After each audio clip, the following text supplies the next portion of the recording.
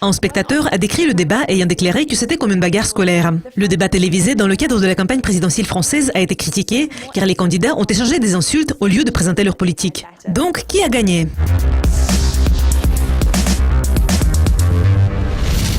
Lors des débats, les insultes ont été échangées par les deux participants, Marine Le Pen et Emmanuel Macron.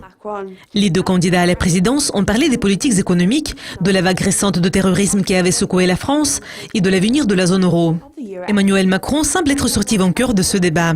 Le diffuseur français local BFM TV, qui a diffusé le débat, a déclaré que 63% des téléspectateurs avaient trouvé que M. Macron avait été plus convaincant. Donc, le discours de quel candidat a créé les plus grandes vagues lors de ce débat? Malgré les essais des modérateurs d'intervenir et de calmer un peu les émotions, les deux candidats à la présidence ont fait des commentaires agressifs. Et ces commentaires ne portaient pas sur les détails de leur programme et les prévisions sur l'avenir du pays. Marine Le Pen a commencé le débat ayant déclaré « Je suis la candidate du peuple, de la France telle que nous l'aimons ». Elle a appelé Emmanuel Macron un banquier souriant. Marine Le Pen a également accusé Emmanuel Macron d'être fortement influencé par la chancelière allemande. Et elle a déclaré « En tout cas, la France sera dirigée par une femme. Ce sera moi ou Madame Merkel ».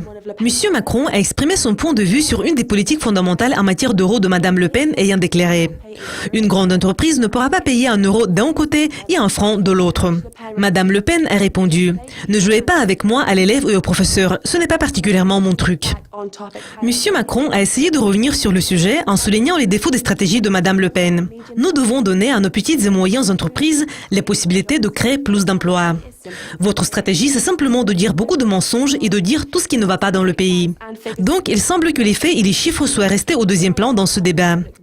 C'est Emmanuel Macron qui remporte le vote public jusqu'à présent, mais l'écart entre les candidats est vraiment petit. Près de 18% des électeurs français n'ont pas encore décidé pour qui ils vont voter le 7 mai.